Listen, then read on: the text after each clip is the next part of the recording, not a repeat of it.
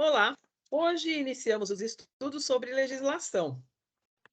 Nós optamos por abordar a legislação a priori, devido ao detalhamento necessário a tais estudos. Boa tarde, Raquel, tudo bem? Boa tarde, Marisa, tudo bem?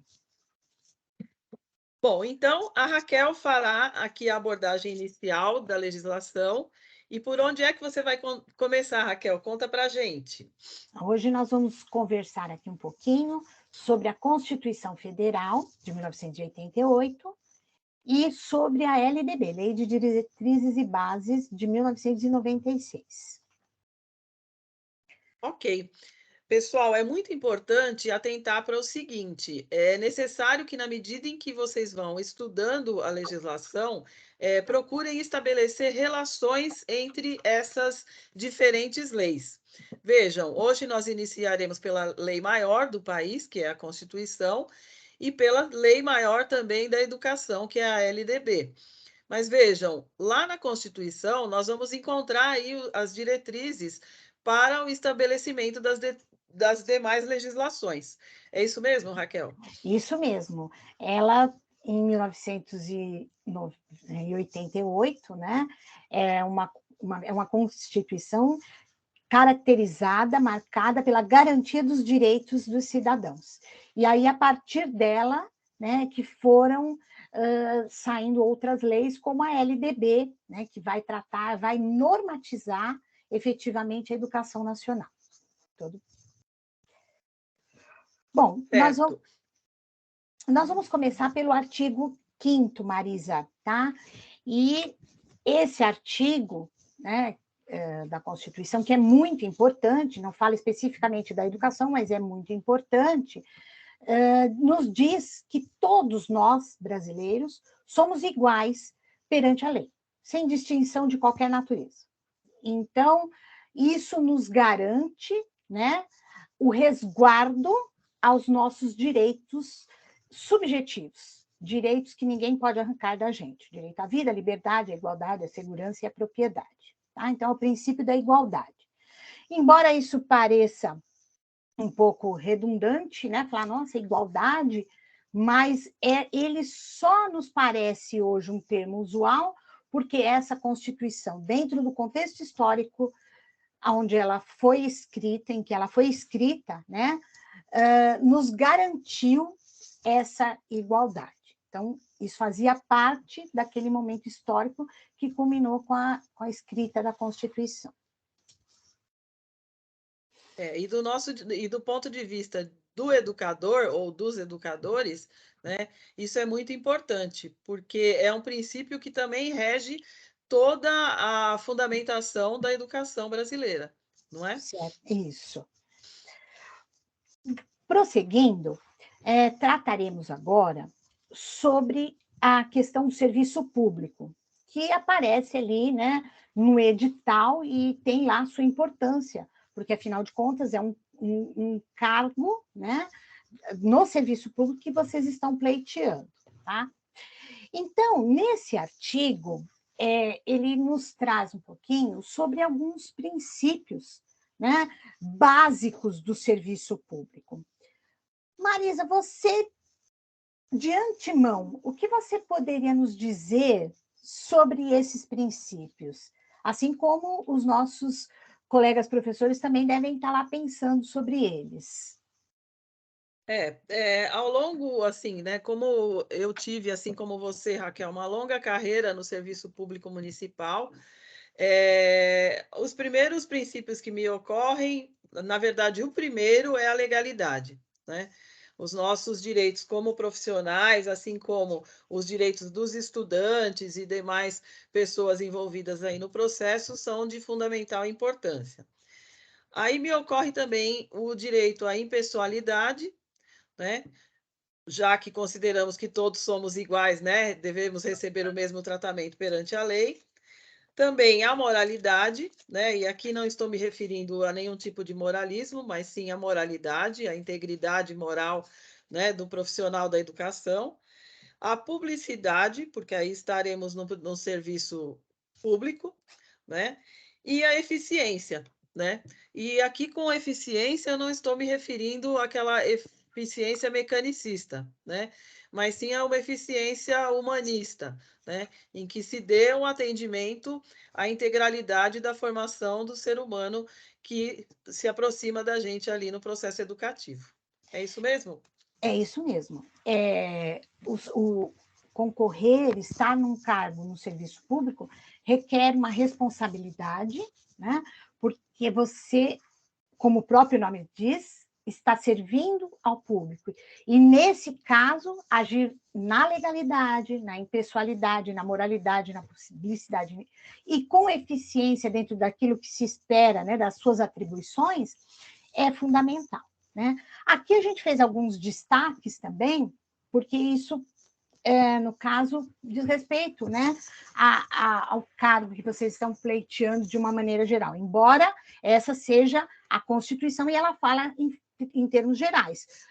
No serviço público existe também o estatuto, né, em cada instituição, seja estadual, municipal, assim como nós, no município, temos o nosso, né?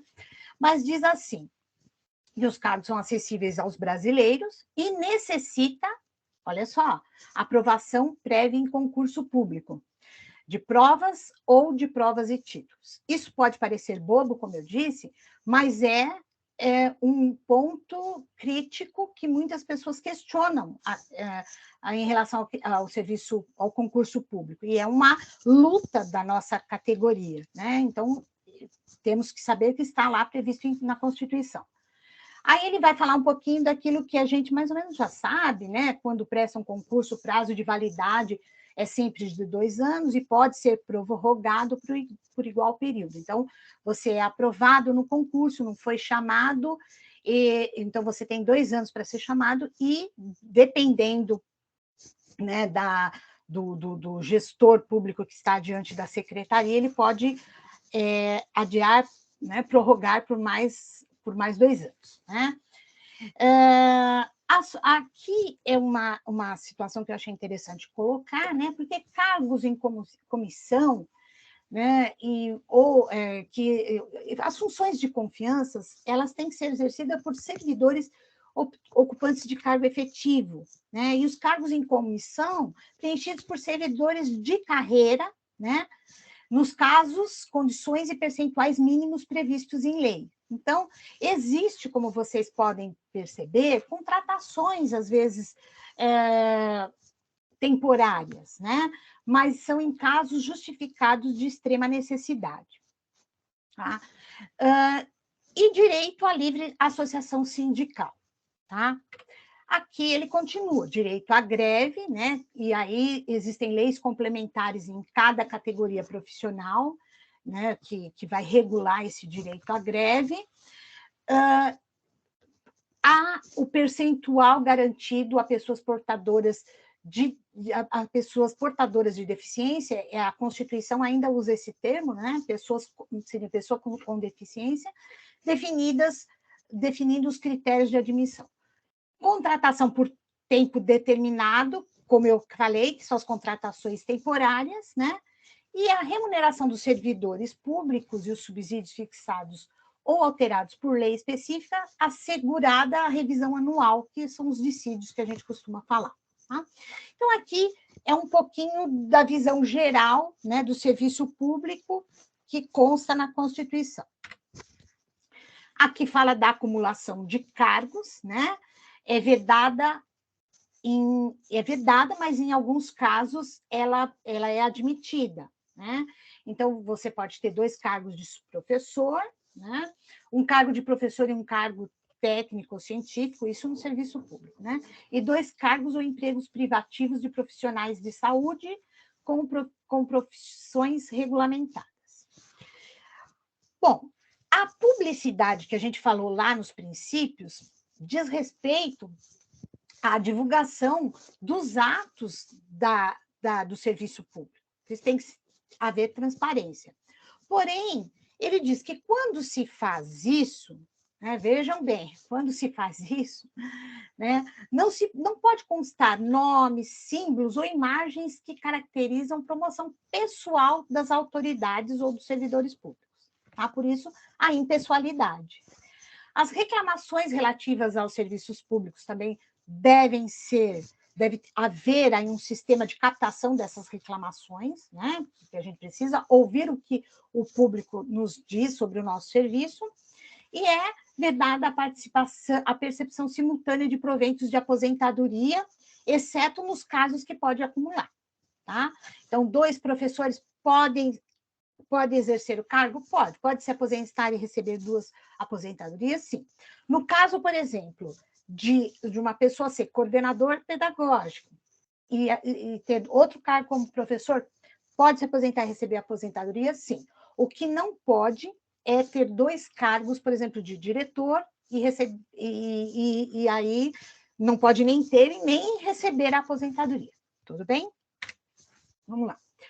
O servidor público da administração direta, autárquica, nacional, no exercício do mandato eletivo, também pode se afastar. É permitido esse afastamento, tá bom?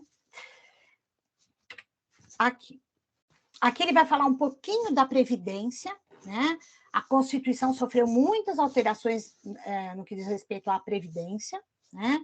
E aí ele fala um pouquinho também sobre a readaptação e a aposentadoria compulsória, né? Que aos 70 anos de idade ou aos 75 anos de idade para algumas categorias, como no caso do professor, na forma de lei complementar, tá? E aí o que você precisa para aposentar são aquelas regras, né, dos 62 anos de idade, se mulher, e 65 homem. Mas isso para o cargo de professor tem suas variações e tem regras próprias, tá? Mas é bom que vocês saibam que isso consta da Constituição. Bom, agora nós vamos entrar especificamente no capítulo que trata da educação, que são os artigos a partir do artigo 205. Tá? Marisa, quando você lê esse artigo, né, ele vai falar sobre a finalidade da educação, né? O que você poderia nos falar a esse respeito?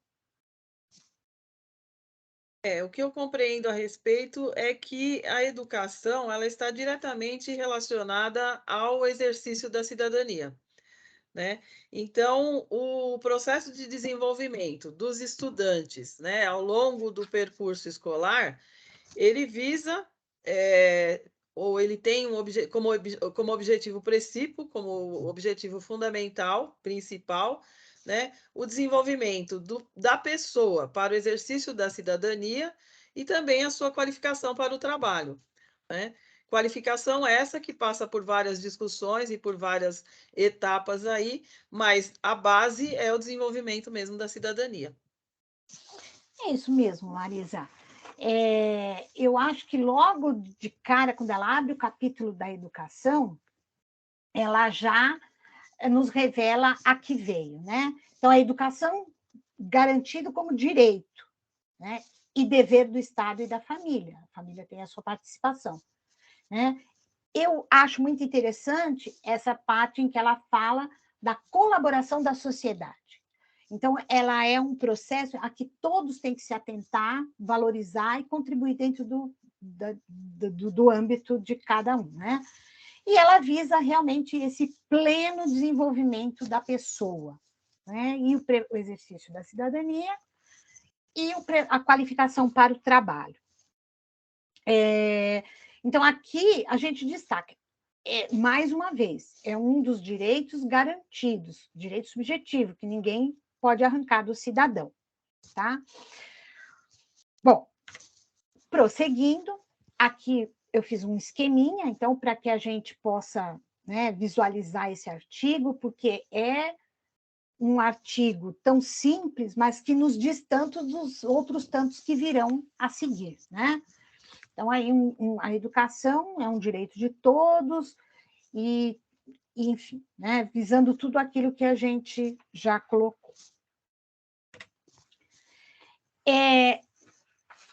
Artigo 206. O ensino será ministrado com base nos seguintes princípios, né?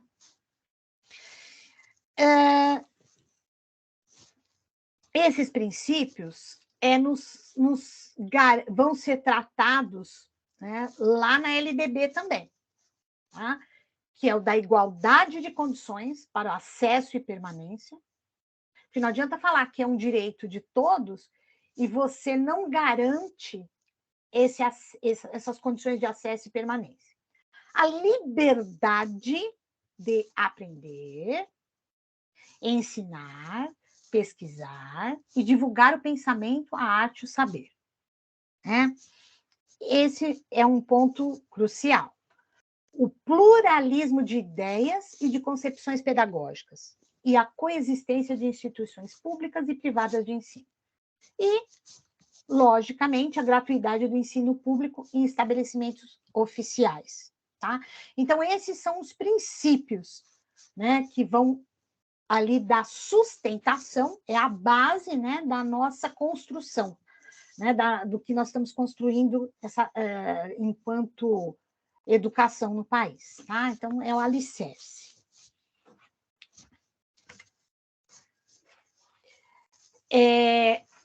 Continuando, né? Valorização dos profissionais da educação, gestão democrática. Essas palavras, eu gosto de fazer um destaque, vocês vão perceber aí ao longo, né, do material que a gente for preparando, elas são importantes e eu destaco justamente porque com elas nos ajudam muito a pensar quando a gente vai fazer as questões dissertativas também, né? Que é um vocabulário que circula no campo da educação, né? E que vai garantindo, né, essa estrutura, né, da educação. Tá? Garantia de padrão de qualidade da educação, piso salarial profissional nacional para os profissionais da educação escolar pública nos termos da lei federal e garantia do direito à educação e aprendizagem ao longo da vida. Tá? Ao longo da vida. A gente vai tratar disso com mais detalhes na LDB. Porque não é, terminou, fez a educação básica, não.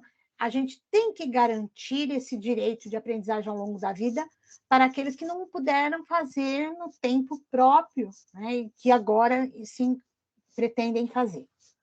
Parágrafo único. A lei disporá sobre as categorias de trabalhadores considerados profissionais da educação básica e sobre a fixação de prazo para a elaboração e adequação de seus planos de carreira no âmbito da União, dos estados, do Distrito Federal e dos municípios. Isso porque era necessário que aí cada sistema de ensino, cada estado, cada município que estivesse ali integrando, fazendo a parte de uma rede, pudesse organizar essa questão da carreira dos professores. Bom, aqui eu fiz um comparativo, um quadro comparativo, porque esse artigo 206, ele aparece também na LDB, com algumas ampliações.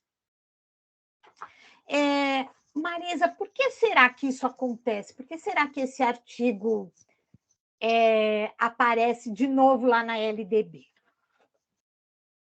Por ser um artigo fundamental, não é, Raquel? Ele traz aí os princípios da educação nacional e por isso que ele aparece de maneira ampliada na LDB. Né? Foi como nós dissemos no início, é importante ir estabelecendo essas relações para que haja uma melhor compreensão e entrosamento, né, com esses textos de legislação. Isso. E, assim, a Constituição, ela está lá para garantir os direitos, né? A LDB, ela vai normatizar, né? Ela vai dar as diretrizes da educação em todo o país. Então, vocês viram que ela amplia, né, esse artigo em outros itens, que aí, dentro do campo da educação, ela vai percebendo a necessidade de ampliar esse artigo. Né? Então, aqui, a gente acabou vendo aqui, né, o 206, e aqui o comparativo com a LDB, tá? Então, a gente vê que ela amplia ali para valorização da experiência extraescolar na LDB, né? Vinculação entre a educação escolar e o trabalho e as práticas sociais, consideração com a diversidade étnico-racial e garantia de direito à aprendizagem ao longo da vida, né? Enfim, então, é um comparativo interessante para que vocês possam visualizar isso. Questões sobre legislação geralmente gostam de pegar essas proximidades, né? Essas similitudes que às vezes a gente não percebe. Então, é interessante que vocês visualizem dessa forma, porque às vezes essas pegadinhas podem ser postas, né? Dizem as más línguas, eu não sei se é verdade, que a FGV gosta de fazer pegadinhas, né? Então, aí vocês percebem aqui a linearidade, né? Linearidade desse artigo da Constituição com esse da LDB, tá bom? E aí, assim, é claro, né? Ele tem algumas diferenças aí nos incisos, mas o tema abordado é o mesmo com ampliações. Tudo bem? Bom, o artigo 207 fala um pouquinho das universidades, né, e da autonomia didático-científica, administrativa, enfim. E que a universidade, né, tem como premissa, né, além do ensino, a pesquisa e a extensão, tá? Então, aí diz um pouquinho, né, que ela pode admitir professores técnicos, faculdades a professores e técnicos estrangeiros, né? Enfim, e visando a essa pesquisa e esse avanço tecnológico e científico. Bom, aqui temos mais um artigo, né, que aparece também na LDB. Ele é o 208 da Constituição e o artigo 4º da LDB, que fala sobre o dever de Estado com a educação escolar pública, né? E o que ele deve garantir. E aí vocês percebem que, no caso aqui, né, o foco, mais uma vez, é o mesmo, né? Mas que há algumas nuances aí diferentes na forma de elaborar o artigo. Mas o intuito é o mesmo, a educação básica, dos 4 aos 17 anos, é obrigatória, né? E assegurada, inclusive, sua oferta gratuita, para que todos tenham acesso a ela, possam ter acesso a ela, né? Aqui ele já, na LDB, ele já está dividindo, né, essa educação básica aí nos níveis, né, pré-escola, ensino fundamental e ensino médio, né? E aqui na Constituição, no inciso 2, ele vai nos falar um pouquinho sobre a progressiva universalização do ensino médio gratuito, né? E ele, aqui na LDB, já toca nas questões da educação infantil, né? Porque até a LDB, né, a educação infantil tinha uma outra configuração, né, e as creches, por exemplo, não faziam parte dos sistemas de ensino, tá? Então, esses daqui são algumas nuances, né, que a gente está passando para vocês, e aqui eu gostaria de destacar esse inciso 8 aqui da Constituição, atendimento ao educando em todas as etapas da educação básica por meio de programas suplementares de material didático, de transporte, alimentação e assistência. Então, é um direito constitucional, tá? Então, como ela já garantiu aqui, a LDB já não toca nesse assunto, né? Ela vai para coisas mais específicas da educação, tá? Destaque ao parágrafo 2 aqui, o oferecimento do ensino obrigatório pelo poder público ou sua oferta irregular vai causar uma responsabilização da autoridade competente, tá bom? Vamos lá. A continuação aqui, o artigo 209 também se repete na LDB. É bom porque vocês já estão antecipando um pouquinho da LDB. O ensino é livre à iniciativa privada. Então, podemos ter escolas particulares? Podemos. E aí ele dá algumas condições. Tem que cumprir as normas gerais da educação nacional, óbvio, e precisa de autorização e avaliação da qualidade pelo poder público. Tá? Aqui na LDB, isso aqui é um destaque que eu faço, que pode cair naquele caso das pegadinhas que a gente falou, né? Ele acrescenta assim, capacidade de autofinanciamento, ressalvado o previsto no artigo 203 da Constituição Federal, que são as escolas confessionais, ou ditas filantrópicas, tá? Então, vocês sabem que qualquer escola particular, ela precisa de uma autorização de funcionamento do poder público, né, seja municipal ou estadual. Geralmente, o poder público municipal, ele autoriza as escolas de educação infantil, particulares de educação infantil. E o Estado, o poder público estadual, as escolas particulares de ensino fundamental e médio, certo? Bom, vamos continuando. Aqui. Serão fixados conteúdos mínimos para o ensino fundamental, de maneira a assegurar a formação básica comum e respeito aos valores culturais e artísticos nacionais e regionais. O ensino religioso de matrícula facultativa, isso é importante, e pode até constituir uma questão aí. É uma disciplina dos horários normais das escolas públicas do ensino fundamental. Tá? O ensino fundamental regular será ministrado em língua portuguesa, assegurada às comunidades indígenas também a utilização de suas línguas maternas e processos próprios de aprendizagem.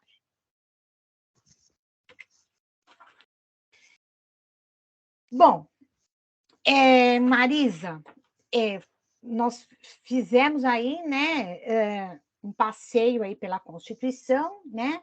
E no artigo 211, eu gostaria de fazer um destaque especial, né, do tema que ele aborda. Né? E aí eu até coloquei no slide, né, a função redistributiva e a função supletiva.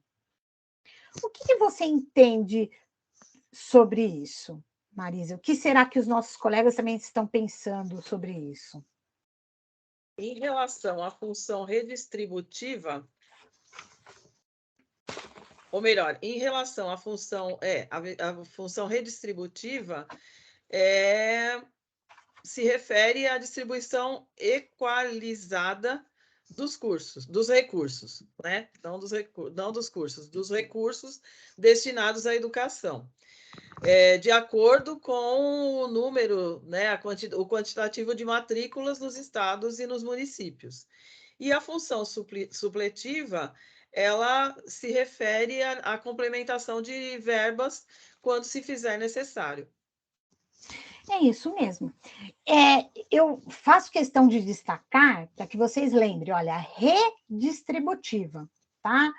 Porque ele não vai só distribuir, ele vai redistribuir de forma equalizada os recursos para que se garanta o padrão mínimo de qualidade. Então, isso é feito com base na quantidade de alunos, né, matriculados em um município. Então, se um município tem menos recursos e tem uma quantidade de alunos grande, ele não pode receber a mesma coisa que um outro município, que tem uma coleta de impostos mais substancial e tem menos alunos. Então, isso é para garantir a equalização, para garantir que todos tenham as mesmas oportunidades educacionais, né? E essa distribuição e a função supletiva é isso, onde quando estiver faltando, ele vai lá e vai complementar, vai suplementar para que o padrão mínimo de qualidade seja atendido, tá? Então, eu acho que esse artigo é importante nesse sentido, né? Que vocês entendam essas funções de distribuição, a união, como diz aí, a União, os estados, o Distrito Federal e os municípios organizaram em regime de colaboração seus sistemas de ensino. Então, não pode ficar só sobre as costas dos municípios, embora aqui diga, os municípios atuarão prioritariamente no ensino fundamental e na educação infantil. Os estados atuarão prioritariamente no ensino fundamental e médio. Isso não significa que não tem que ter um esquema de colaboração entre esses 3 âmbitos de gestão, né, para que a qualidade da educação seja atendida. Tá? Quando ele fala o ensino fundamental, o município no ensino fundamental e na educação infantil é prioritariamente, tá? Se ele atendeu toda a educação infantil, todo o ensino fundamental, e ainda tiver sobrando recursos, sobrando meios para fazer isso, ele pode, inclusive, atuar no ensino superior. É o caso, por exemplo, da Universidade São Caetano do Sul, tá bom? Então, é isso. Eu acho que a prioridade, né, é atender esse ensino regular, né, um destaque, e aí, no caso, a gente vai ver isso com mais detalhes na LDB, né, porque existem outras modalidades de ensino, tá? Então, vamos lá. Aqui, aqui mais um artiguinho dobrado, Marisa. Mais uma dobradinha aqui, o artigo 211, que é o artigo 10 da LDB, né? E aí ele está ainda tratando daquele esquema do ensino em colaboração, né? E aí está falando das incumbências de cada um. Então, vocês podem perceber que lá na LDB ele destrincha, né? O que cada âmbito vai fazer, que é mais ou menos o que eu conversei lá, né? Com vocês anteriormente. Né? Então, aqui vai falar, os estados vão incumbir-se-ão, né, de organizar, manter e desenvolver os órgãos e instituições oficiais de seu sistema de ensino, definir com os municípios formas de colaboração na oferta do ensino fundamental, né? Tem que ter essa conversa, né? As quais devem assegurar distribuição proporcional das responsabilidades, de acordo com a população a ser atendida e os recursos financeiros disponíveis em cada uma das esferas do poder público. Então, isso mais ou menos já foi adiantando ali, né? Elaborar e executar políticas públicas e planos educacionais em consonância com as regras, né? Com as diretrizes nacionais. Autorizar, reconhecer, supervisionar e assim por diante as instituições de ensino do seu sistema. Certo? Aqui, né? O 211 também se desdobra e vai ser o artigo 11 da LDB, que trata dos municípios, né? Aí são as incumbências do município. Então, todos eles têm sua incumbência, né? E aqui, olha, vamos voltar aqui um pouquinho. Aqui no município, vocês reparem, né? Assumir o transporte escolar dos alunos da rede municipal, tá? Oferecer educação em creche, que aí é a prioridade do município, pré-escolas. Aqui, o artigo 212, essa eu acho importante que vocês até anotem, tá? Costuma cair.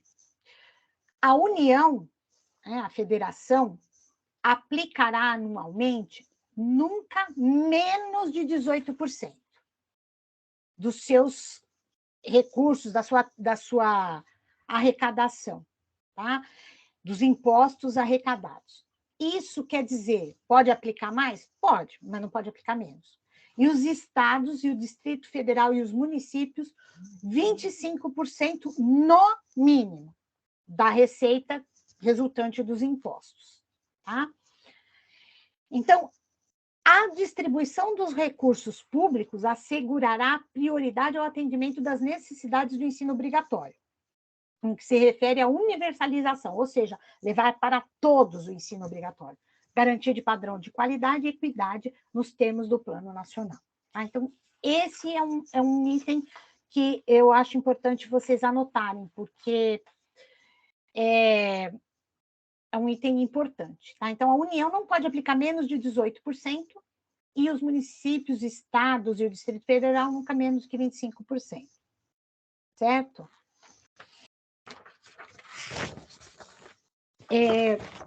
Aqui tem um parágrafo ainda desse artigo.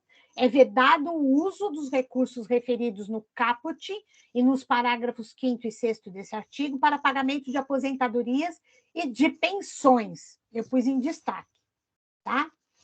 Porque esses recursos não podem pagar as aposentadorias e as pensões dos funcionários públicos. Esse pagamento vem de outras fontes, de outras formas. Tudo bem? Isso é importante. E aqui, o artigo 212, né, da Constituição.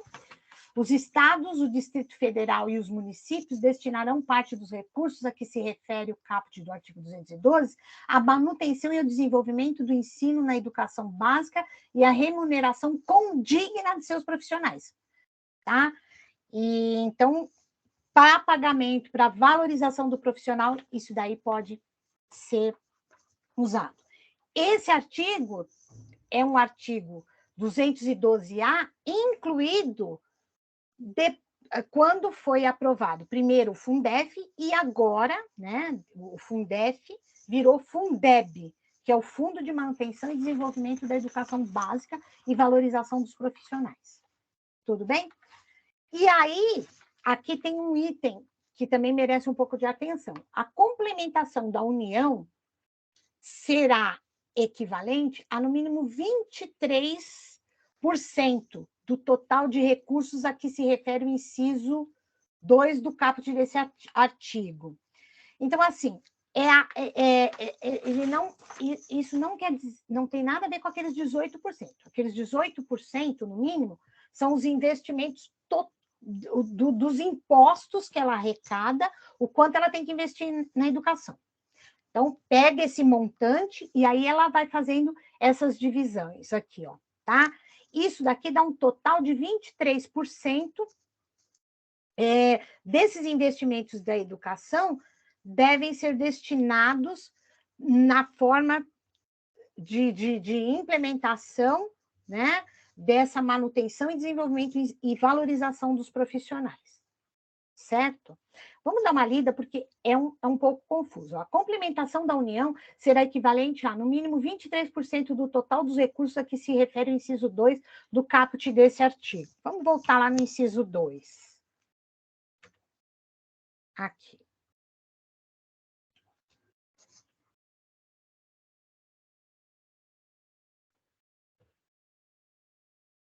Opa.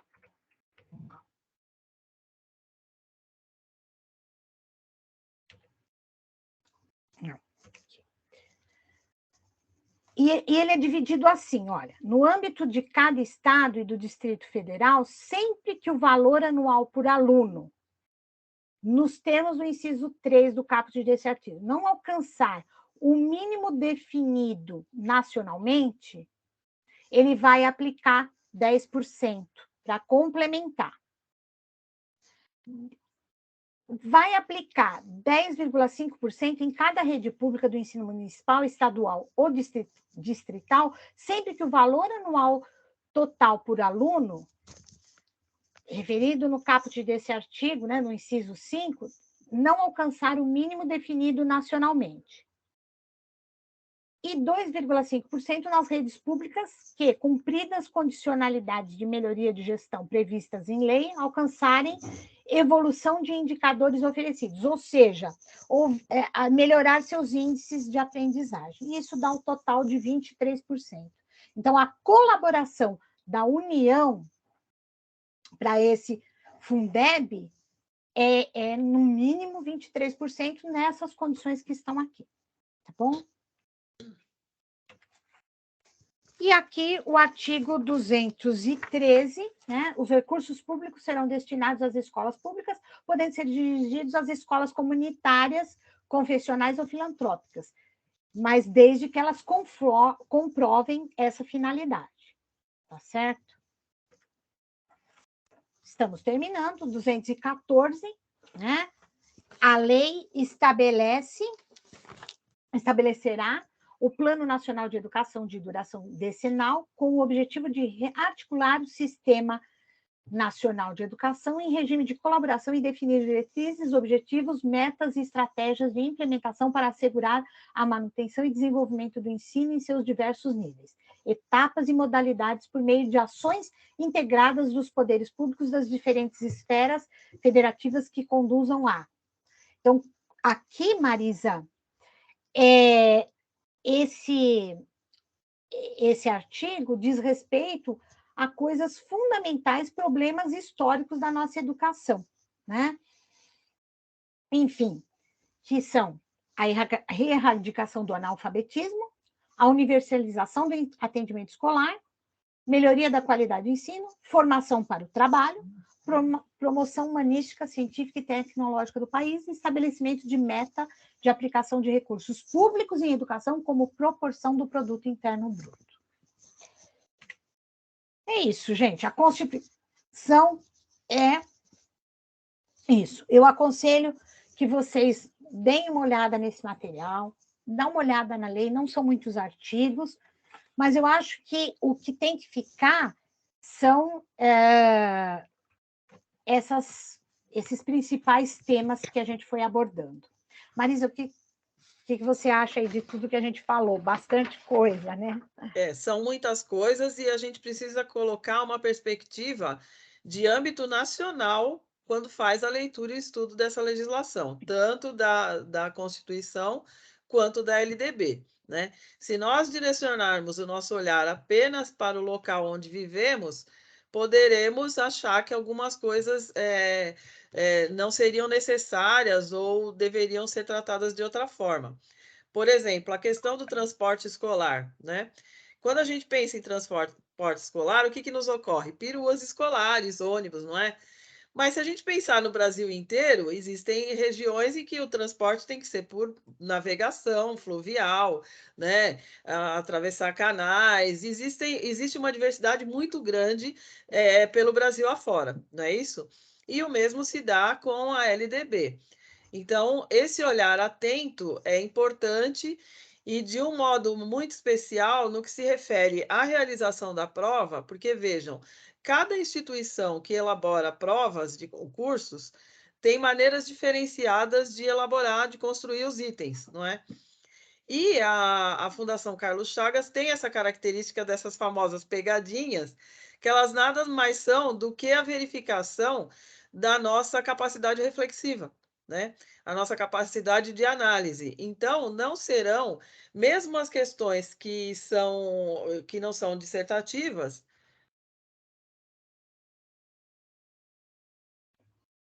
Caiu. Espera aí. Caiu a gravação? Pior que não, só fechou, desculpem. Eu achei que tivesse caído, perdão.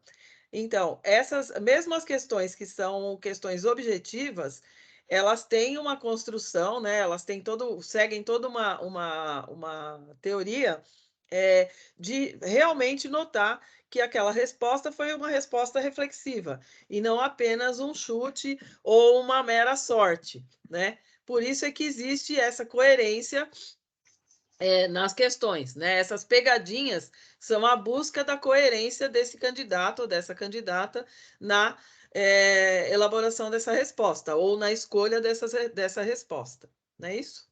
É isso. Vamos para a LDB, então? Vamos lá.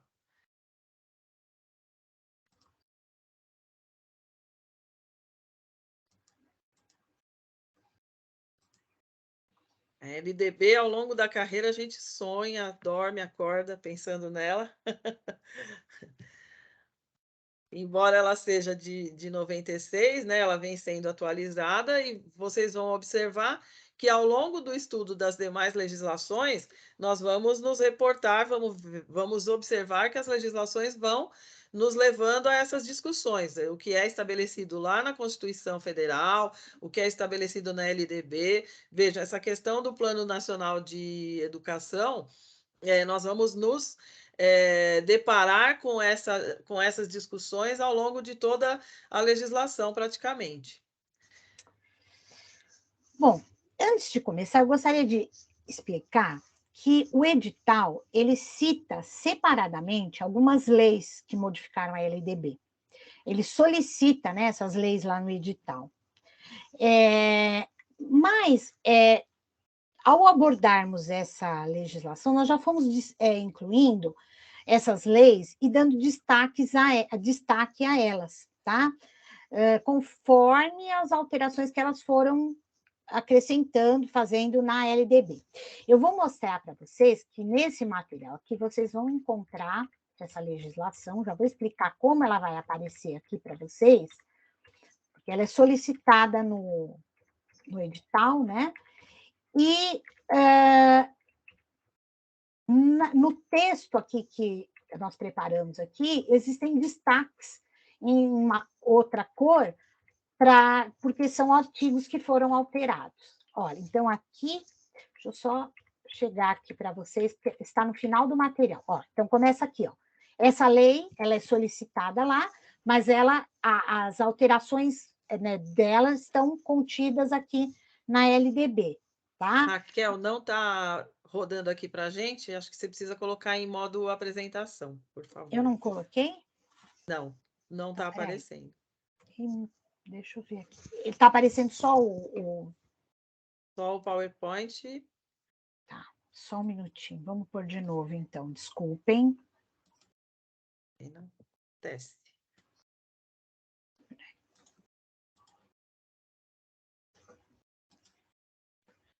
Temos aí também os nossos desafios com a tecnologia, né? Que sempre tem alguns detalhes, e aqui nós temos a preocupação triplicada, que é a preocupação com o conhecimento, com o material, né, com os recursos, e aqui com a gravação que nós estamos fazendo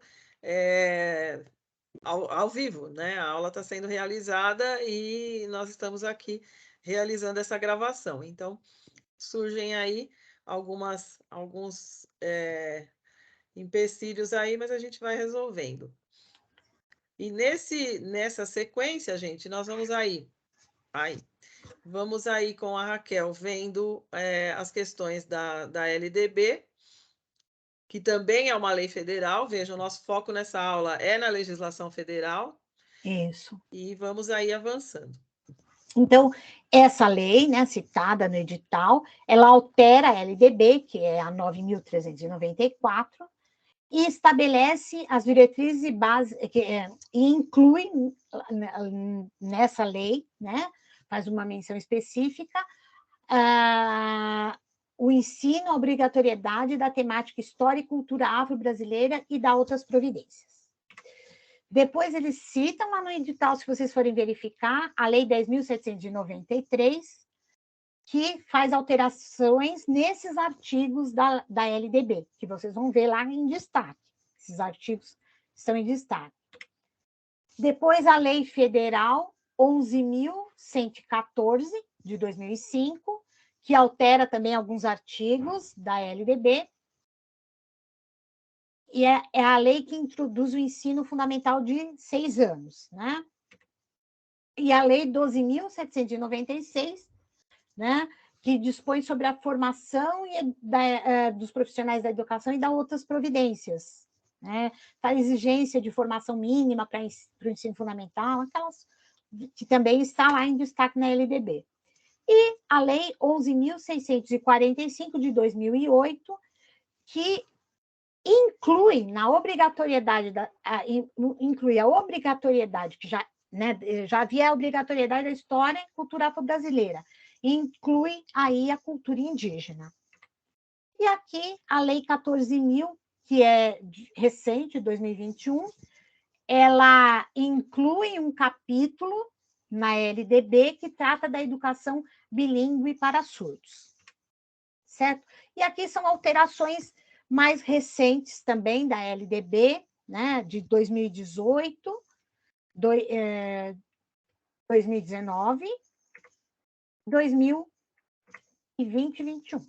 Todas elas estão no nosso texto original, mas eu quis mostrar para vocês esse destaque, porque senão dá a impressão de que elas não foram abordadas, mas elas estão sendo abordadas, certo? Vocês estão vendo? Tá vendo aí, Marisa? Tá tudo certo? Sim, sim, tudo ok. Tá. Ele não está em formato de apresentação, tá? Não, não tá.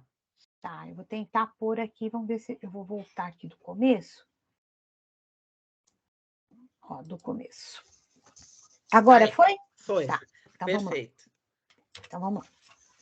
Então, aqui, mais uma vez a gente não cansa de falar. Educação, direito público e subjetivo, tá? Bom, feita essa primeira colocação, né, eu gostaria também de apresentar para vocês, antes de entrar na lei propriamente dita, um destaque sobre a estrutura e a organização da educação brasileira, né? Como que essa LDB organizou a nossa educação? Então, ela é composta, e isso vai aparecer no artigo 21, ela é composta pela educação básica e pelo ensino superior. A educação básica, ela é formada pela educação infantil, pelo ensino fundamental e pelo ensino médio, tá? Bom, uma outra coisa que vai aparecer na LDB, mas que às vezes ela aparece ali nos meios dos artigos, né? Nós temos aí 8 modalidades de ensino. Então, nós temos os níveis de ensino, né? E temos as modalidades. A educação de jovens e adultos, que tem um capítulo especial, a educação especial, a educação profissional e tecnológica, a educação do campo. Essa não tem um capítulo só para ela, mas ela aparece em toda a lei.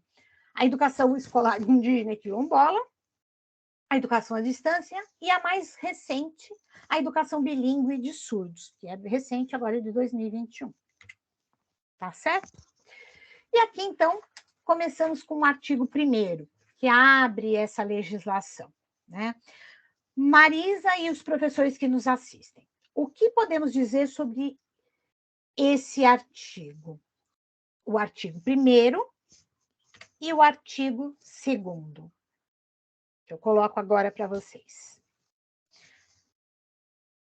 Em relação ao artigo 2º, a questão o que é importante é aí a questão do dever, né, da educação, né, como um dever da família e do Estado. Então, isso dando a entender que é um dever, é um dever da sociedade civil como um todo e do governo, né, sendo que cada família deve se responsabilizar pela educação dos filhos, né? E os princípios e os ideais que vêm aí nessa legislação, né?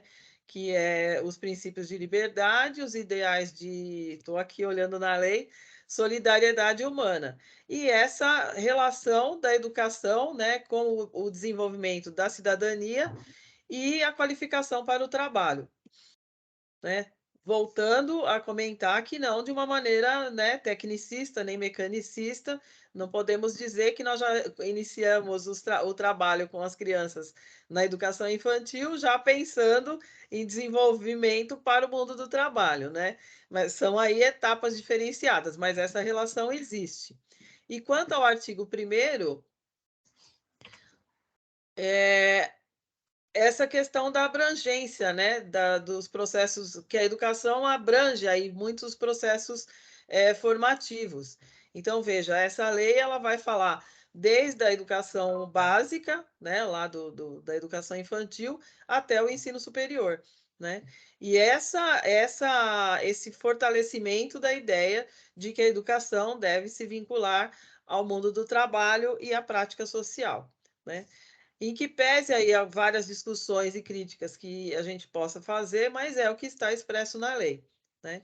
Então, quando perguntados em questões a respeito dessa legislação, a resposta correta é aquela que se refere ao que de fato está publicado na lei. Certo, Raquel? Certo, é isso mesmo. Vamos lá.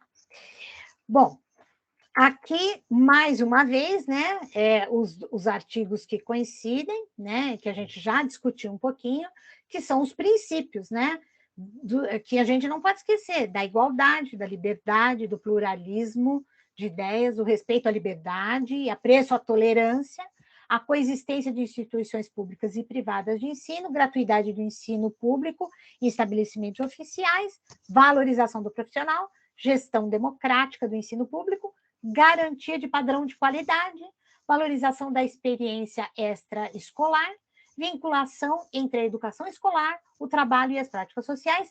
E esses últimos aqui estão em vermelho porque foram alterações, né, previstas naquelas leis que eu citei. Consideração com a diversidade étnico-racial, garantia do direito à educação e aprendizagem ao longo da vida, né?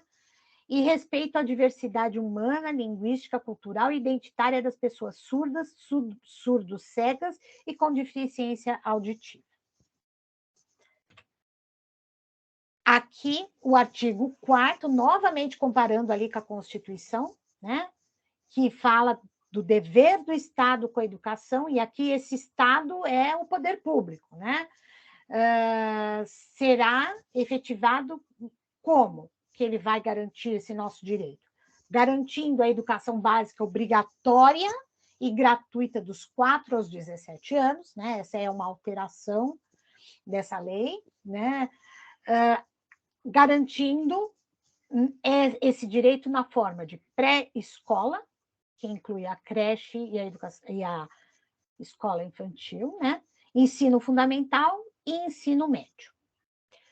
A educação infantil gratuita às crianças até 5 anos, porque essa idade mudou, né, em 2009. Atendimento educacional especializado e gratuito aos educandos com deficiência, transtornos globais do desenvolvimento e altas habilidades ou superdotação. Então, é um direito dessas crianças, desses educando, estarem na rede regular de ensino. Tá?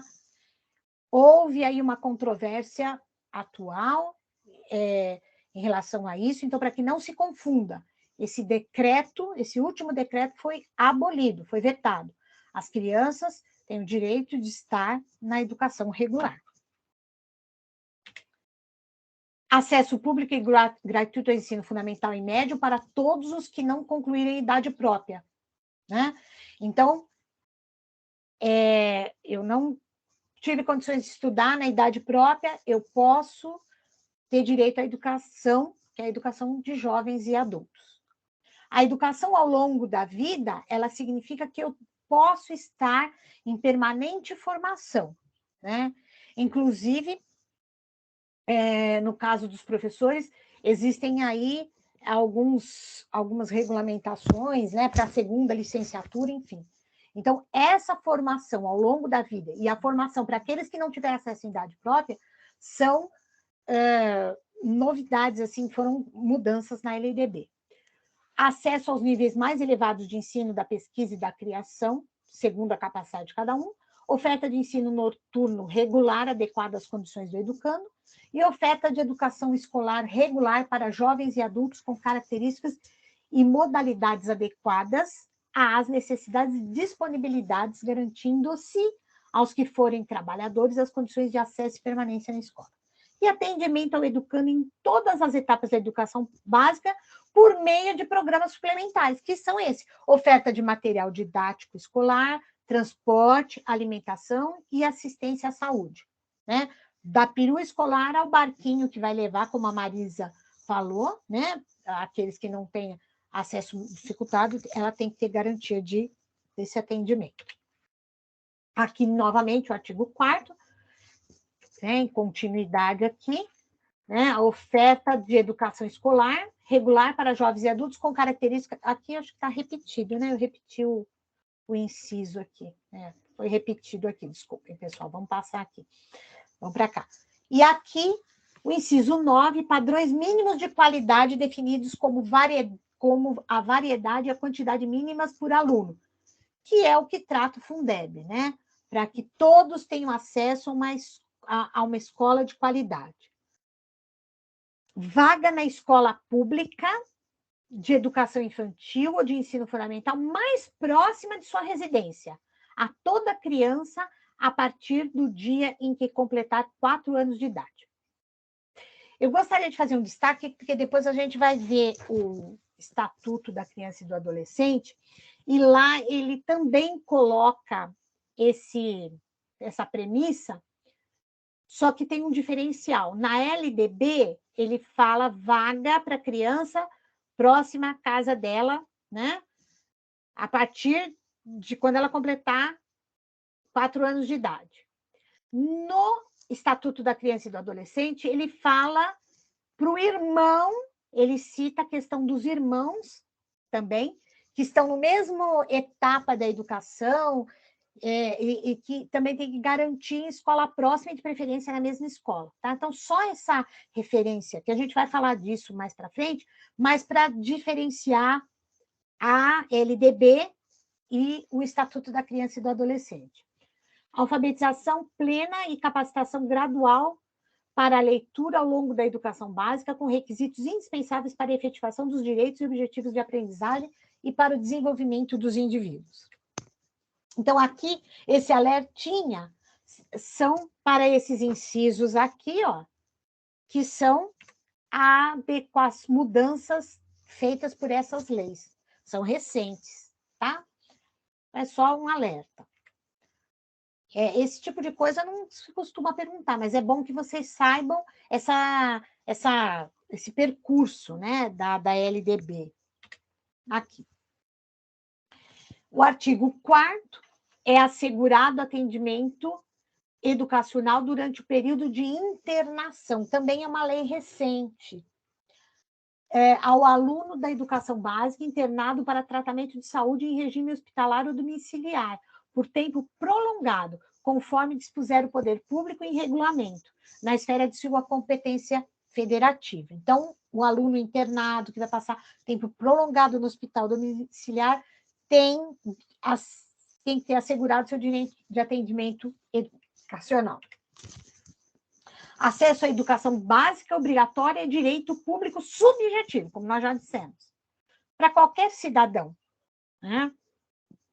E grupos de cidadãos, associação comunitária e tal. E o poder público, na esfera de sua competência federativa, deverá fazer o recenseamento anual, é o censo escolar, né? Das crianças e dos adolescentes em idade escolar, tá? Para que se possa ter uma noção, né, de quantos alunos estão frequentando a escola.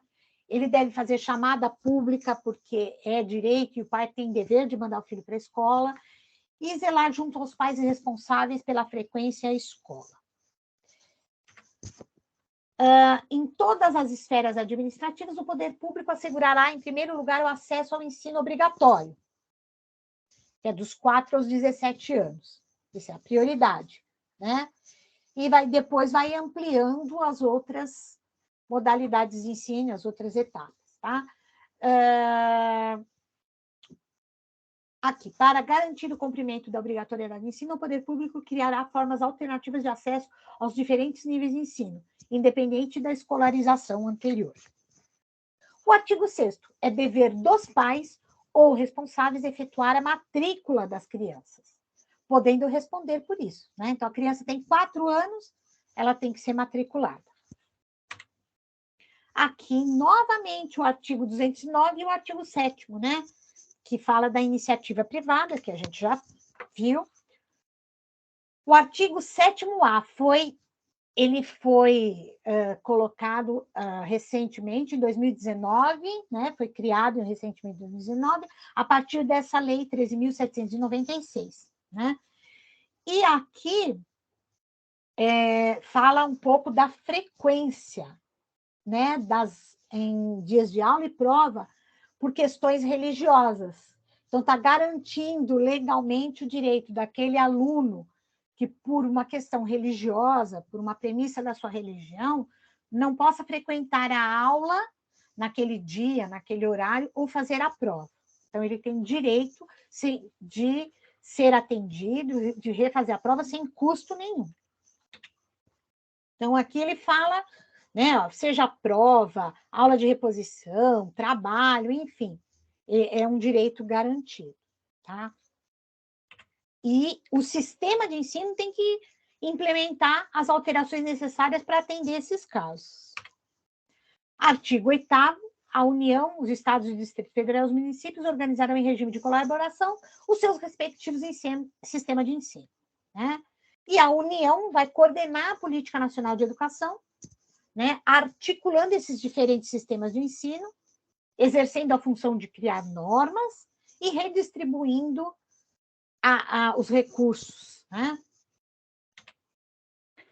Aqui. Aí vai falar do que as incumbências da União, que a gente já falou um pouquinho lá na Constituição. Eu faço destaque para esse inciso 4A, que é estabelecer em colaboração com os estados, Distrito Federal e os municípios diretrizes para procedimentos para a identificação, cadastramento e atendimento na educação básica e na educação superior de alunos com altas habilidades e superdotação.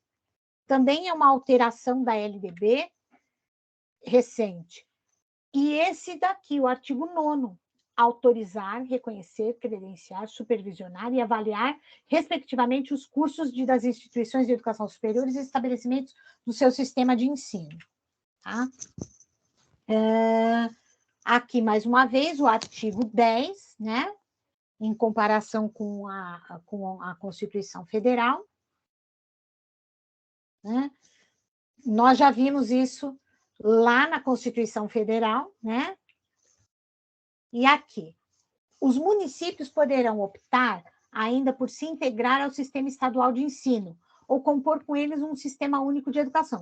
Não é todo município, né, dentro do estado de São Paulo mesmo, em vários outros estados, que tem seu próprio sistema de ensino. Então, eles compõem junto com o estado. Bom, aqui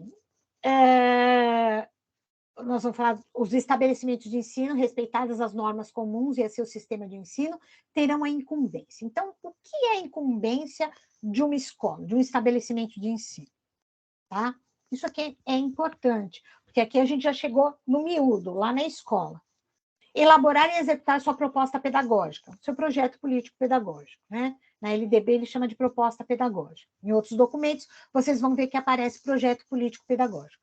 Administrar seu pessoal e seus recursos materiais e financeiros, assegurar o cumprimento dos dias letivos e horas aula estabelecidas, velar pelo cumprimento do plano de trabalho de cada docente, prover meios para a recuperação dos alunos de menor rendimento, articular-se com as famílias e a comunidade, criando processo de integração da sociedade com a escola. Informar os pais e responsáveis sobre a frequência e o rendimento dos alunos, bem como sobre a execução de sua proposta pedagógica. Notificar ao conselho tutelar, isso daí pode cair como uma pergunta, tá, gente? Ao juiz componente da comarca e ao respectivo representante do Ministério Público, a relação dos alunos que apresentem quantidades de falta acima dos 50% do percentual permitido em lei. Então, aqui, se vocês repararem, eu fiz um destaque, né? Aqui, e olha aqui o destaque. Essa lei altera esse dispositivo e ela baixa essa tolerância para 30%, tá? Então, assim, o aluno, para ser promovido, ele precisa ter 75% de frequência, ou seja, ele só pode faltar 25%. Então, quando ele começar a faltar dentro desse permitido de faltas, né? Então, dos 200 dias letivos lá, né? Quando ele começar a faltar, quando ele estiver com 30% do total de faltas que lhe é permitido, já tem que comunicar ao Conselho Tutelar. Tá? Então, houve uma alteração aqui, né, nesse inciso 8º. É 30% do percentual permitido. Tá? Aqui, depois, Marisa, eu vou até arrumar esse material, porque, na verdade, eles falam da alteração, mas eles deixaram aqui 50%, né, porque eu copiei da legislação, mas é 30%. Promover medidas de conscientização, de prevenção e de combate a todos os tipos de violência, especialmente a intimidação sistemática, bullying, no âmbito das escolas. É uma legislação nova, também recente. Estabelecer ações destinadas a promover a cultura da paz nas escolas e promover ambientes escolares seguros, adotando estratégias de prevenção e enfrentamento ao uso de dependências de drogas. Tá? Então, aqui são as leis que mudaram esses incisos em vermelhinho aqui. Bom,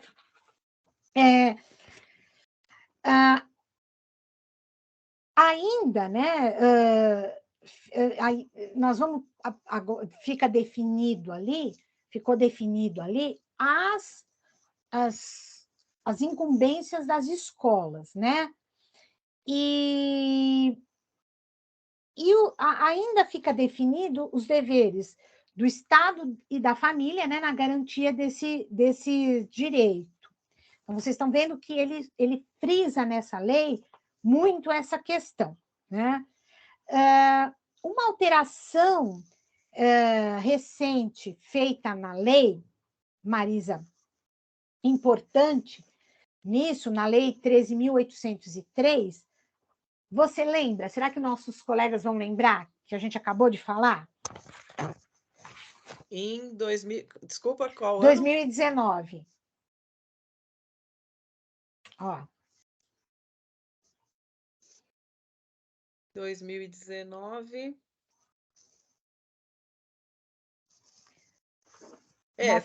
Relacionado à frequência? À frequência. A frequência, isso. A frequência. Então, a gente está fazendo essa brincadeira aqui, que é para destacar, né, essa alteração aqui do inciso 8.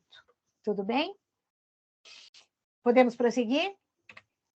Então, aqui, ó, novamente aqui, ó, tá? 30% acima do permitido em lei. Né? Então, chegou a 30% do permitido em lei, tem que comunicar. Agora, aqui, a frequência na educação infantil, a educação infantil não tem reprovação, mas se a criança tiver uma frequência inferior a 60%, tem que ser comunicado também, tá? E aqui, relembrando o que eu falei, que 75% no ensino fundamental para poder ser aprovado, tá certo? Então, se são 200 dias letivos, ele tem que frequentar 75% desses dias letivos, tá certo? Bom, artigo 13. E os docentes têm incumbências? Têm. Participar da elaboração da proposta pedagógica, né, do projeto político pedagógico, elaborar e cumprir o seu plano de trabalho, né, de acordo com o projeto pedagógico da escola, zelar pela aprendizagem dos alunos, estabelecer estratégias de recuperação para aqueles que têm baixo rendimento, e ministrar os dias letivos e horas-aulas estabelecidos, além de participar dos períodos dedicados ao planejamento, avaliação e à formação, as reuniões pedagógicas, enfim, né? Colaborar com as atividades de articulação da escola com as famílias e a comunidade, tá? Então, aqui, a carga horária mínima, relembrando, né, para a educação infantil, é no mínimo 800 horas, distribuídas por 200 dias letivos. E o ensino fundamental, a carga mínima anual será de 800 horas para o ensino fundamental e para o ensino médio, distribuídas por um mínimo de 200 dias de efetivo trabalho escolar. Tá? Excluído o tempo reservado aos exames finais, se for o caso em alguma rede. Aqui. Aqui o artigo 14, sistemas de ensino definirão normas de gestão democrática. Lembra que lá na Constituição era um dos princípios? Então, a gestão democrática diz aqui, o sistema de ensino tem que estabelecer normas para que a gestão democrática seja implantada, para que haja participação dos profissionais na elaboração do projeto pedagógico, do projeto político-pedagógico, e da participação da comunidade escolar e local nos conselhos escolares ou equivalentes. Tá? Então, está previsto em lei. Artigo 15, os sistemas de ensino assegurarão às unidades escolares públicas de educação básica que integram progressivos graus de autonomia pedagógica e administrativa e de gestão financeira. Né? Então, a escola tem uma autonomia pedagógica, administrativa e financeira. Dentro, é claro, é uma autonomia dentro de princípios gerais, né? Aqui o Sistema Federal de Ensino, ele é composto por instituições de ensino mantido pela União. E elas podem ser instituições de educação superior, também mantidas pela iniciativa privada, né? Então, que ela vai controlar. E órgãos federais de educação. Os sistemas de ensino de Estado vão ser compostos pelas instituições mantidas pelo Poder Público Estadual e Distrito Federal, instituições de educação superior mantidas pelo Poder Público Municipal e as instituições de ensino fundamental e médio criadas e mantidas pela iniciativa privada. E os sistemas municipais vão se incumbir, né, das instituições de ensino fundamental, médio também, porque na cidade, embora a prioridade seja educação infantil e ensino fundamental, na cidade de São Paulo, nós temos escolas que têm ensino médio. Se eu não estiver enganada, são 3, tá? Escolas municipais que têm ensino médio. Instituições de educação infantil criadas e mantidas pela iniciativa privada, quem fiscaliza a instituição infantil, né, criada e mantida pela iniciativa privada é o município. Então, assim, uma coisa é a rede, outra coisa é o sistema, né? Tem a rede de escola pública, municipal, que é para onde vocês estão prestando concurso, mas no sistema municipal abrange também as escolas infantis, tá? Então faz parte do sistema, eles têm que se submeter também às normas municipais, né? As instituições de ensino dos diferentes níveis classificam nas seguintes categorias: públicas, aquelas criadas, incorporadas, administradas pelo poder público, tem funcionário público lá. Privadas, mantidas por pessoas físicas ou jurídicas de direito privado. E as comunitárias, que existem as escolas comunitárias mantidas na forma da lei por pessoas, uma comunidade de pessoas que as administram. Tá?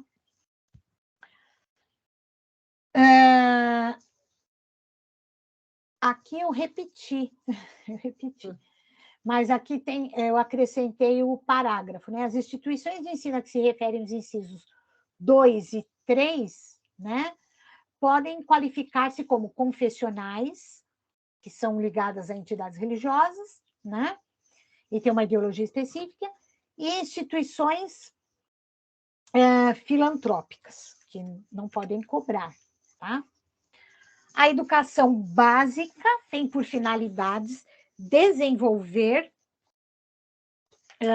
o educando, assegurar-lhe a formação comum e indispensável para o exercício da cidadania e fornecer-lhe meios para progredir no trabalho e em estudos posteriores. Parágrafo único. São objetivos princípios da educação básica: a alfabetização plena e a formação de leitores, como requisitos essenciais para o cumprimento das finalidades constantes desse campo. Então, é um acréscimo, né, que se fez necessário, porque não é possível sair sem estar alfabetizado do ensino fundamental, por exemplo. A educação básica poderá organizar-se em séries anuais, aí depende de cada sistema de ensino, de cada rede, né, como o nosso na prefeitura, que a gente vai ver, né, posteriormente, períodos semestrais, enfim, eles têm o direito a se organizar como bem o entender. Classificação e reclassificação, né? Aqui ele vai falar: a escola poderá reclassificar os seus alunos. O que é reclassificar? Você tem que... Um aluno chega até você, está lá nessa escola, e ele tem um conhecimento acima daquela série, daquele ano em que ele estuda, né? Então, se percebe isso em casos, às vezes, de transferências que vêm de outros países, vêm de outras escolas, enfim. Só que ele só pode reclassificar, percebendo isso, os pais, você pode orientar os pais e o próprio professor pode orientar e fazer essa solicitação a diretor da escola para fazer a reclassificação. Só que isso só pode acontecer juntando duas condições. Primeiro, o conhecimento, né? O desenvolvimento e a idade, né? Então, eu não posso reclassificar um aluno se ele não tiver a idade para estar naquele ano, naquela série, naquela etapa, tá? E um detalhe, o calendário deve se adequar às características de cada região, as características climáticas e econômicas. Isso serve para a educação do campo, tá? Que tem períodos de colheita, enfim, né? Um sistema diferente. A educação básica nos níveis fundamental e médio será organizada de acordo com as seguintes regras comuns. Isso aqui a gente já falou, né? Da carga mínima anual, que será de 800 horas para o ensino fundamental e para o ensino médio, distribuído em 200 dias letivos. E aqui, lá nós falamos da reclassificação, aqui ele vai falar da classificação. Então, chega um aluno na escola, ele não tem documento, ou talvez ele nunca tenha passado por uma escola formal, né? E aí ele pode ser, isso pode acontecer com jovens e adultos também, ele vai ser classificado em qualquer série ou etapa, só não pode fazer isso no primeiro ano. Então, como que ele vai ser classificado? Ele vai ser classificado fazendo uma avaliação, uma prova e pela idade que ele tem, aí ele vai ser colocado na série ou no ano, na fase em que ele está adequado, tá? Mas sempre lembrando da idade, tá? Isso pode acontecer, né? Por transferência, geralmente acontece com transferência, ou quando ele não tem documento nenhum comprovando. Tudo bem?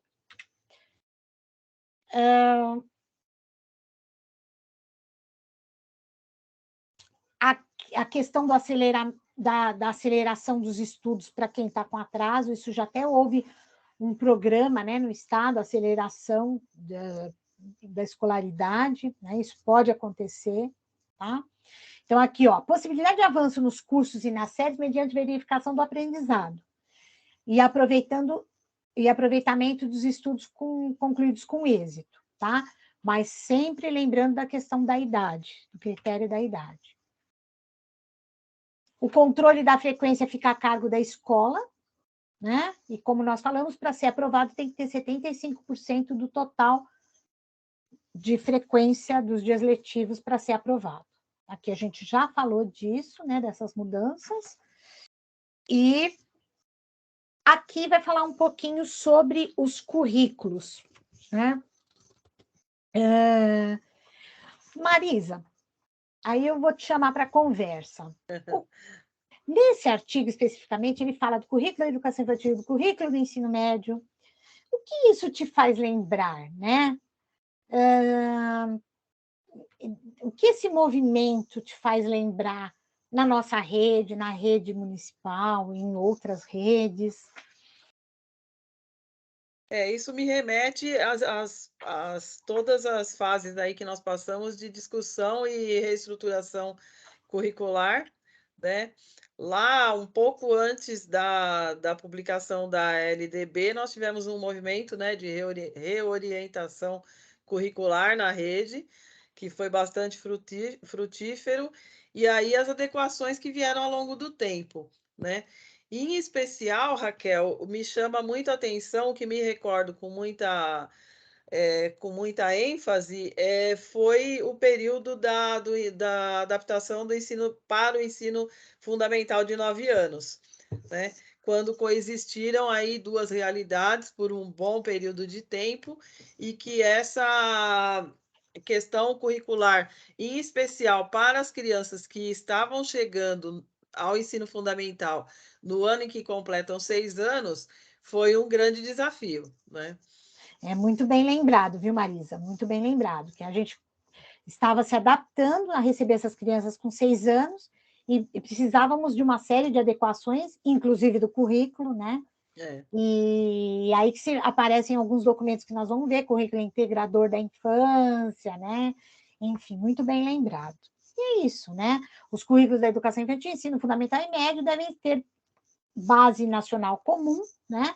A ser complementada em cada sistema de ensino, em cada estabelecimento escolar, por uma parte diversificada, de acordo com as características locais, né? Da sociedade, da cultura local, da economia, tá? E aqui, né, a língua portuguesa e a matemática, o conhecimento do mundo físico e natural e da realidade social e política deve ser parte obrigatória. Tá? Não nos esqueçamos disso, né? Aqui, em vermelhinho, nós temos também uma outra alteração, né? Que é o ensino da arte, especialmente em suas expressões regionais, constituirá um componente obrigatório da educação básica. A educação física, integrada à proposta pedagógica da escola, é componente curricular também obrigatória da educação básica, sendo sua prática facultativa ao aluno. Existem alguns casos em que o aluno tem o direito de não participar. Quando ele é um aluno trabalhador, né? Ele tem um trabalho igual ou superior a 6 horas, aos maiores de 30 anos, aqueles que estiverem prestando serviço militar inicial ou em situação similar, né? E aqueles que já tenham prole, tenham filhos. Tá? O ensino de história do Brasil levará em conta as contribuições das diferentes culturas e etnias para a formação do povo brasileiro, especialmente as matrizes indígenas, africanas e europeias. E aí ele fala, né, no currículo do ensino fundamental, a partir do 6º ano, será ofertada a língua inglesa. As artes visuais, a dança, a música e o teatro são linguagens que constituirão o componente curricular de que trata o parágrafo 2º desse artigo, né? Que é esse aqui, o ensino da arte, né? Que fala sobre o ensino da arte. A integralização curricular poderá incluir, a critério dos sistemas de ensino, projetos. Isso aqui é o geral, né, gente? Aí os sistemas de ensino vão aperfeiçoando dentro dessas normas. Projetos e pesquisas envolvendo os temas transversais de que trata o caput desse artigo, né? A exibição de filmes de produção nacional constituirá componente curricular complementar, integrado à proposta pedagógica, nunca excedendo, aliás, por no mínimo 2 horas mensais. Também é uma novidade. Conteúdos relativos aos direitos humanos e à prevenção de todas as formas de violência contra a criança, adolescente e a mulher serão incluídos como temas transversais, ou seja, aqueles que atravessam todo o currículo. Né? Não é um componente curricular, mas é um tema transversal. A educação alimentar e nutricional também foi incluída, e a inclusão de novos componentes curriculares de caráter obrigatório da Base Nacional Comum dependerá da aprovação do Conselho Nacional de Educação e de homologação do MEC, do Ministério da Educação e Cultura. Artigo 26A, é um artigo novo, né? Nos estabelecimentos de ensino fundamental e ensino médio, públicos e privados, torna-se obrigatório o estudo da cultura afro-brasileira e indígena, que é aquela lei que a gente viu lá, tá? Então, deve abordar diversos aspectos da história e da cultura desses povos, né? No sentido de valorizá-los, de tornar essa história conhecida, para a gente não incorrer naquele erro, né? Da tal história única, né? Só da versão, né, Marisa, da versão da história que privilegia os europeus. Então, isso é uma obrigação dos sistemas de ensino. Tá?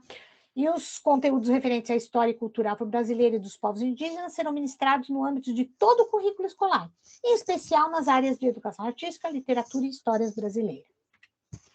Artigo 27. Os conteúdos da educação básica observarão as seguintes diretrizes.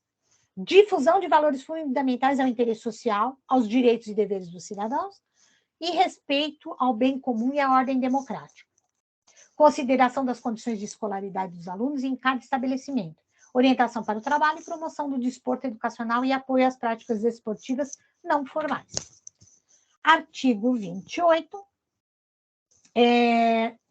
Na oferta da educação básica, aí é o ensino do campo, que é uma modalidade, que eu falei, ele aparece diluído nos artigos, tá?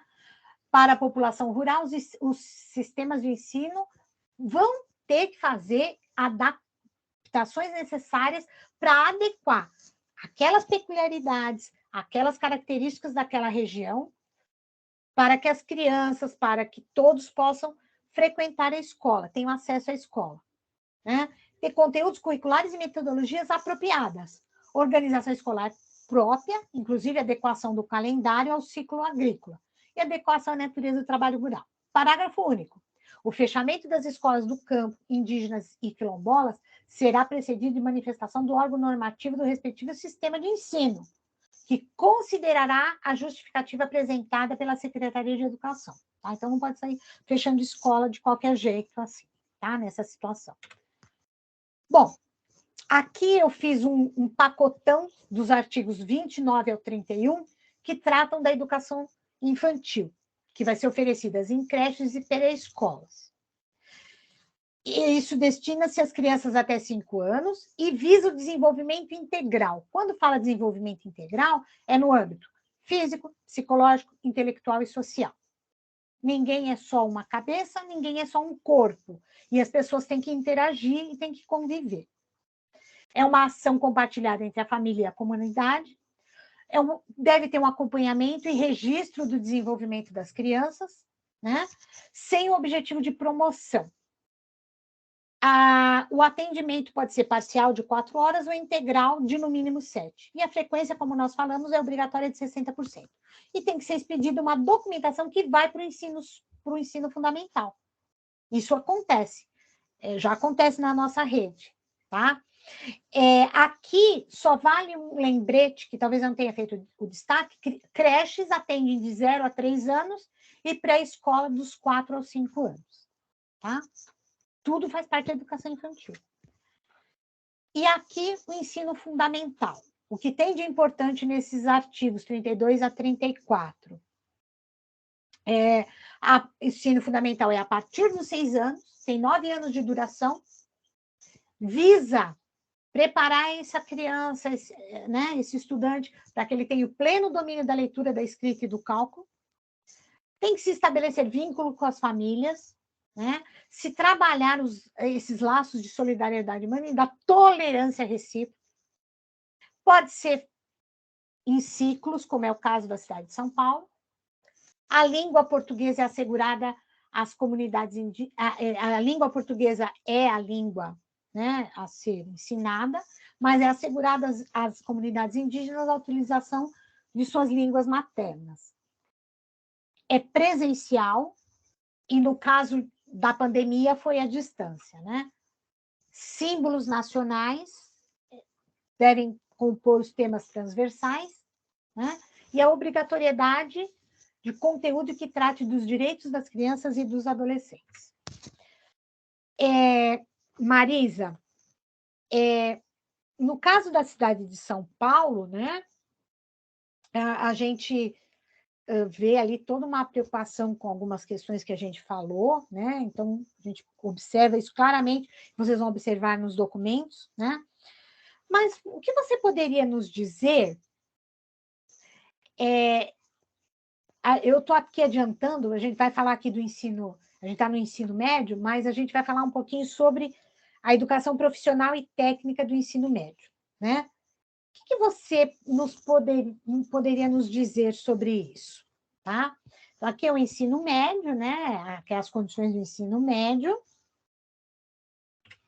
E aqui o próximo item é a educação profissional e técnica de ensino médio. O que você poderia nos dizer sobre isso?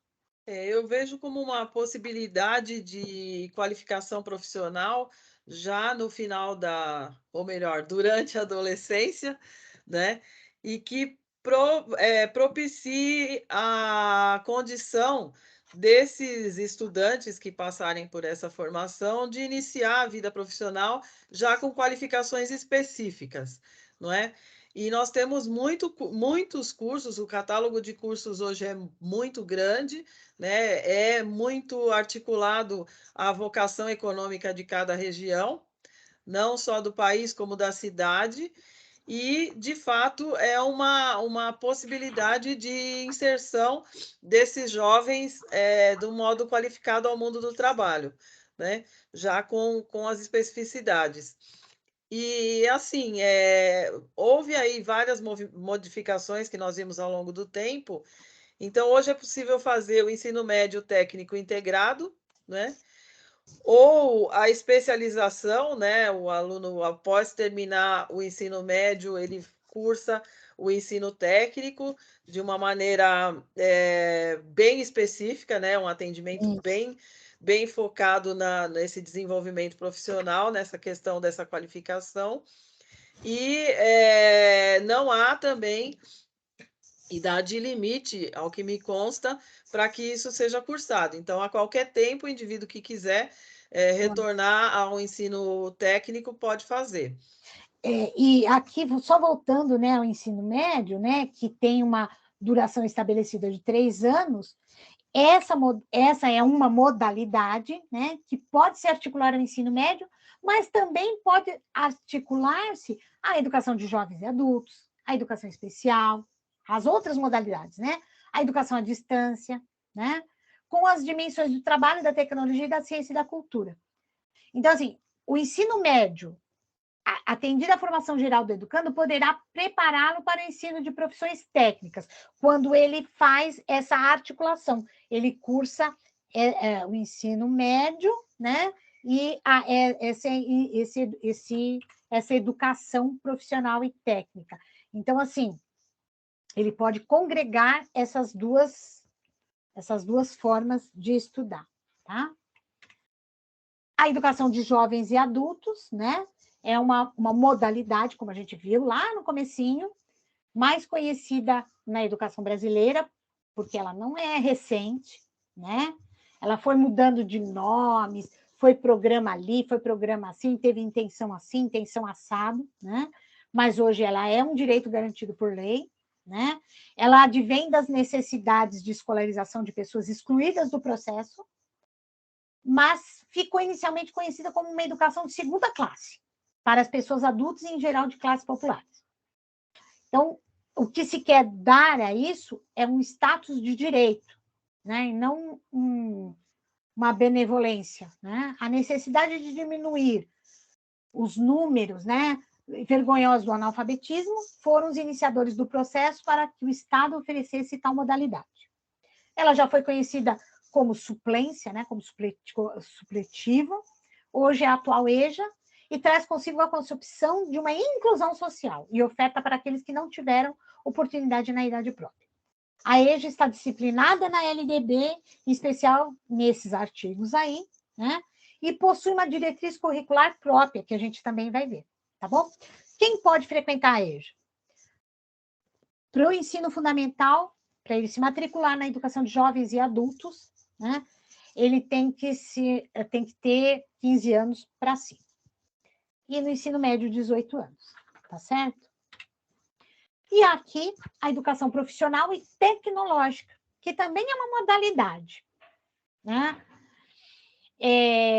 Marisa, você tem algo a acrescentar a essa modalidade? O que é importante a gente considerar aí na educação de jovens e adultos, você está se referindo à EJA, né? É isso. Na educação de jovens e adultos, é que ela foi bastante reduzida, vem sendo bastante reduzida ao longo do tempo, né? Com a justificativa de que, com a progressão continuada, essa população teria, essa questão teria sido resolvida, né? Mas isso é muito claro para a gente que isso não é bem a verdade, né?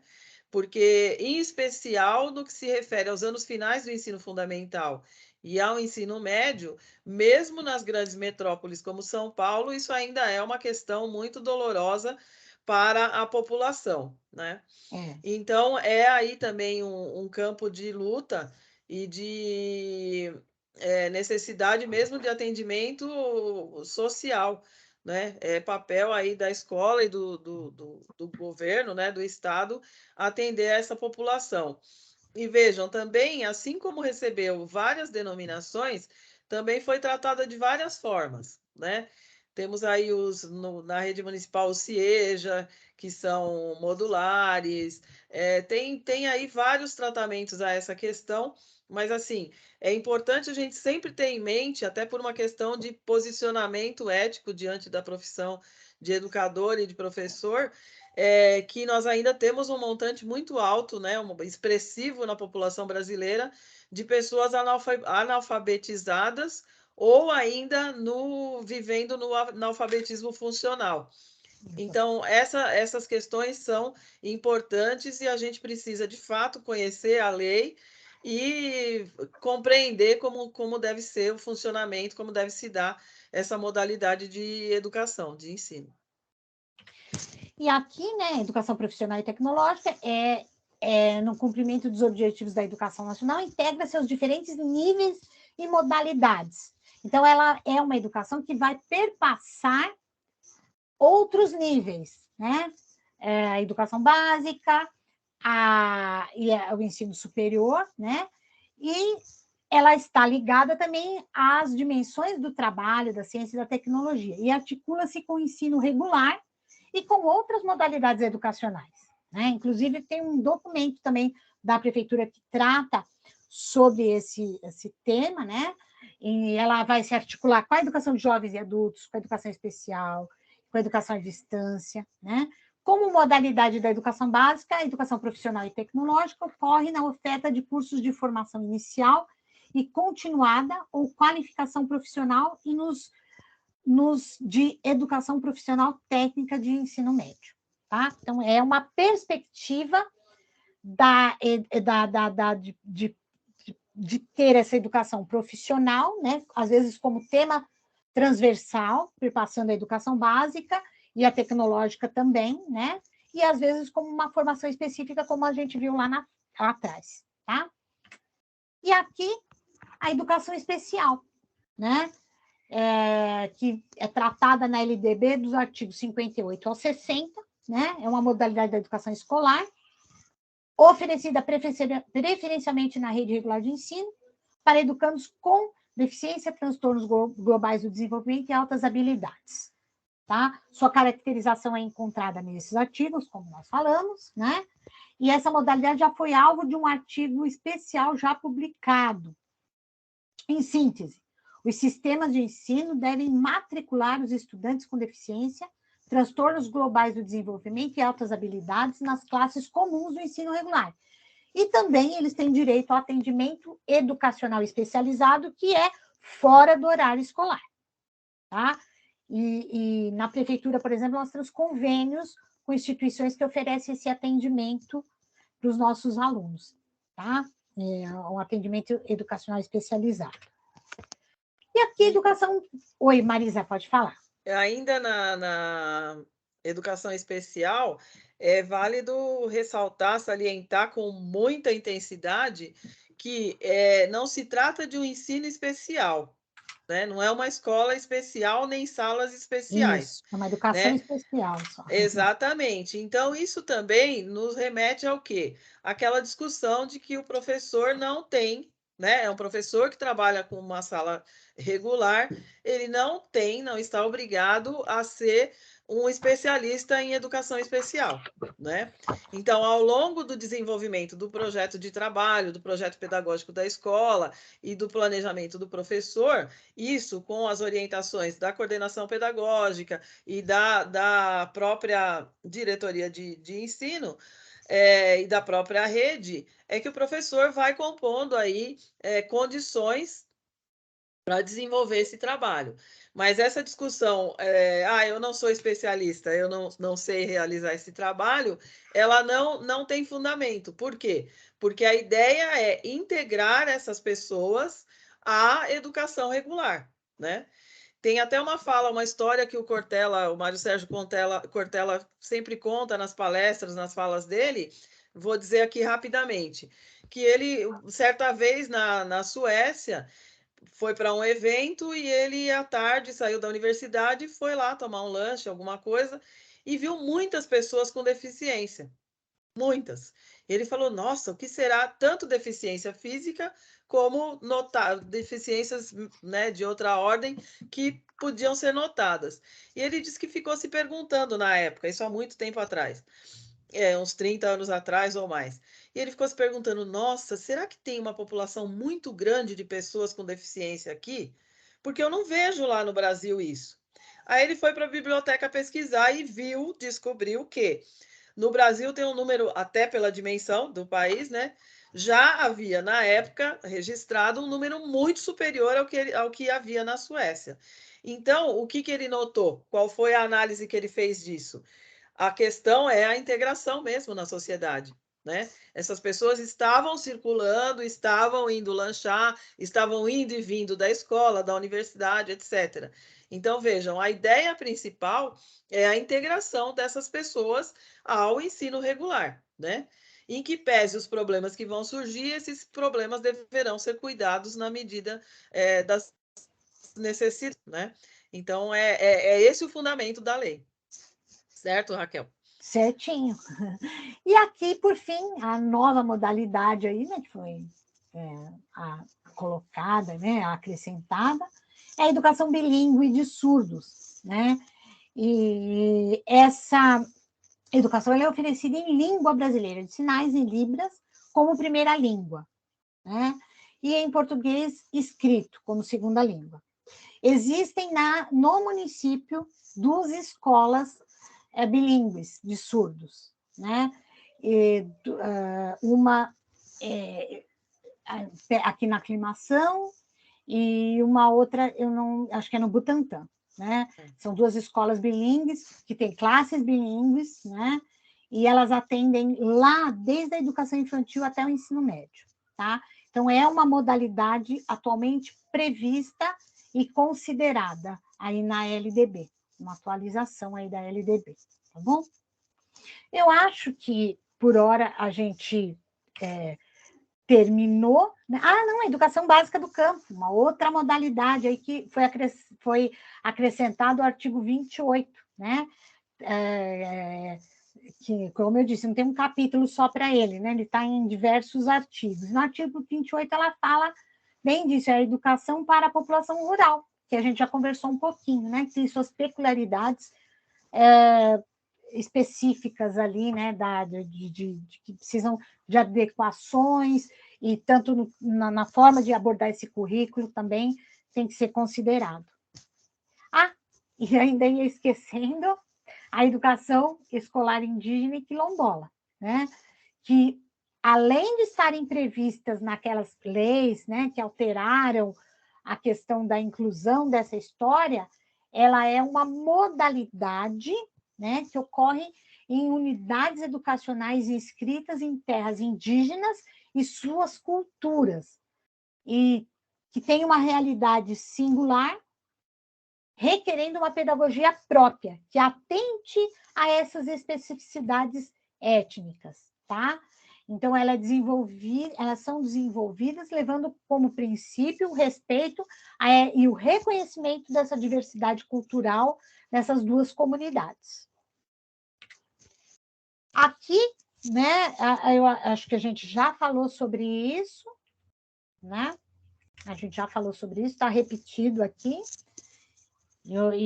Enfim, é isso. E as leis que eu citei que foram modificando a LDB. Eu espero que tenha ficado claro assim, esses pontos principais, né, da legislação, né? Vocês vão ter o material aí para consultar, podem consultar também em loco, isso é fácil localizar. Se tiverem alguma dúvida, também entrem em contato com a gente, tá certo? Mas eu acho que, assim, o recado principal dessas 2 legislações, eu acho que a gente conseguiu passar para vocês, né? Espero que a gente tenha conseguido passar essa ideia principal. E estaremos aí para as próximas aulas. Certo. Raquel, muito obrigada, viu? Você detalhou bem as duas leis, que são muito importantes, são fundamentais aí, são basilares, né, para todo o desenvolvimento da educação no Brasil. E nós estamos numa cidade, a cidade em que esse concurso vai acontecer é uma cidade que tem uma regulamentação muito séria, né? Tida até como uma cidade legalista, né? Mas não me parece que se trate disso, que é uma cidade muito grande, né? Uma dimensão, uma diversidade muito variada, então tem aí dispositivos legais bastante específicos, né? Vale lembrar também que esses aspectos que nós vimos aí ao final, tanto a questão da educação bilíngue para surdos, quanto a quilombola como a indígena, elas não passaram a existir a partir da legislação, né, gente?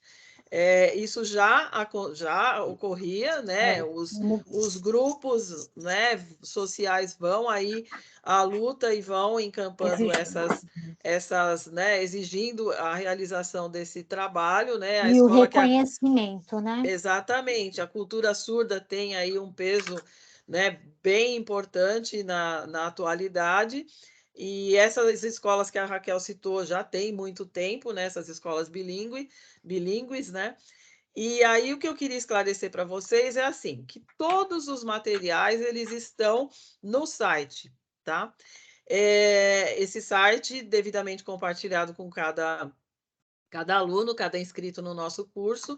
Então, vocês vão encontrar tudo lá, né?